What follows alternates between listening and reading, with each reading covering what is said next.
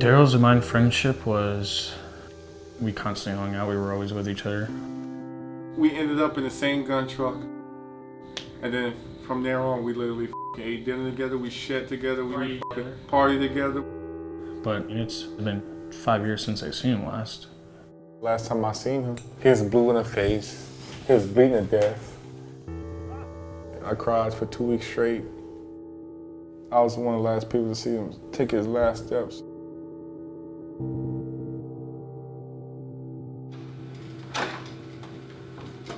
Leaving the military with, injured, it's a hard thing to deal with when you're getting out in the real world all by yourself.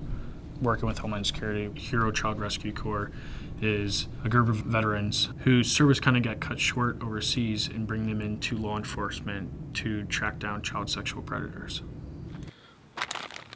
My job is to forensically extract evidence off cellular devices. Some guys will actually remote wipe their phone, so like send a code to their phone and it'll wipe all the data. I just had a phone a couple weeks ago. Someone was trying to wipe it, and a message came across the screen that said, "Go f yourself." This job, this has been an absolute godsend to my life. A lot of people are like, oh, you got wounded overseas, like you shouldn't have to work another day in your life. And I was like, but I need to. I was like, I don't need my mind to go off the deep end and go into this dark world that a lot of veterans fall into. After I got blown up, I don't remember. Everything just started to blank out. My biggest goal was to be, up and walking and standing and watching my boys come off the plane. And I fought very, very hard and very, very long days in physical therapies learning to walk. The day we got back, I'm getting off the airplane and I see Justin standing at the bottom of the stairs. I mean, I was scared, and that's one of the reasons why I think we didn't talk as much. And I didn't know if I was ready to be that emotional support. I was still feeling guilty because I told him that if he left the country, I would leave with him and nothing would happen. If something happened to him, it would happen to me. And I felt like it was my fault. Sorry you couldn't answer earlier. I was at work. Want to see your brother? Hi. Paige is the love of my life. We met at a restaurant that had 50% off for law enforcement. She was always our waitress. I finally got the courage to go in there just to see her. She came over and she never left. But, domestic life in general is still all weird to me. Even in the hospital, I was sleeping on the floor. I couldn't sleep in a bed. I slept good overseas. I don't sleep good here. I mean, I'm just trying to fit in. I'm just trying to be normal. I love being in Afghanistan. I mean, I deployed 3 times in less than 4 years. That doesn't happen. I mean, I was getting bones back in the day.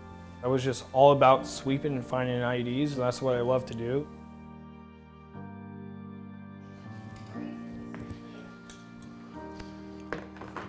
I talked to a lot of the guys in my platoon. They're like, after I got hit, the guys want to take their own lives because I lost my legs. If it would have been like one of them, I'd be gone. I would have taken my own life. I decided after he got hit, they asked the question right away. They said, who wants to sweep? I was single at the time. I wasn't married yet. And I was like, well, if Justin's good enough to give his legs to the country, why not me?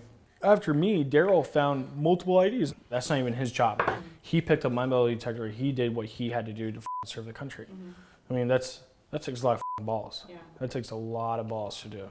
I mean, it's not easy. Was he serving the country or was he serving his friends? He was serving me, I think. It was rough. Because I felt I owe him. Even though I paid my dues, I felt like I owe him. Because I told him, I was like, if he was ever to leave this country, he was leaving with me. And he left the country. But he wasn't with me. So it was rough.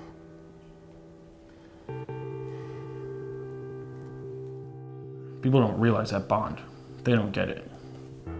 And, Darrell and I have a really close bond. And it's something that civilians don't understand. The person that you're bleeding and sweating with in battle, it's almost closer than like brother sister type of stuff. So that's why I look forward to going to work every day, to be with the guys that I work with. I work with a bunch of other veterans and stuff, and it's good to have that camaraderie still and everything. Kind of makes me feel like I'm, back in the military. What drives me the most is the fact that how many kids' lives I'm saving. It's actually a rare creature. Check out the crazy creature.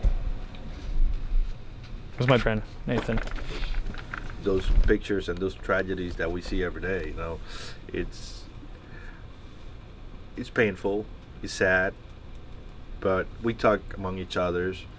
We're a team. I was in a wheelchair for a long time, and I think both of us, we have accomplished more after we got injured than before. There was a case, and I ended up rescuing over 130 kids off of one case who were being sexually exploited online. 130.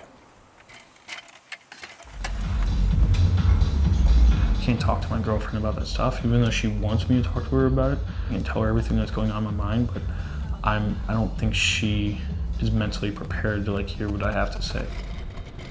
Whenever I go out of town for training or something, I'll be gone for 2 weeks. I could 100% not talk to her the whole time. It'd be perfectly fine. But that's a life I'm used to. She's not used to that. Hi, Connor.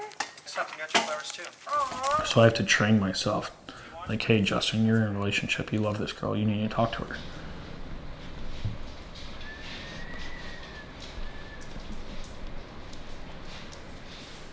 Now that the visit's over and seeing Justin, I finally got to say the things I wanted to say to him. And he said, don't ever feel bad if you down and out. Just give me a phone call. I'm 1 phone call away. Let me know. So I'm leaving this with a positive look on everything. I'm getting ready for another deployment, number 4, in the Middle East again. I mean, hopefully this time I come back with all my guys. I'll talk to you before I head out. I'll see you on Tinder or whatever. Well, thank you for everything, man. I'll see you soon. I'll plan a honey trip when I get back.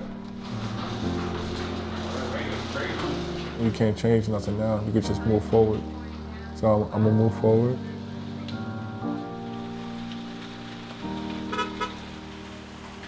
I'm living my life as like a second chance.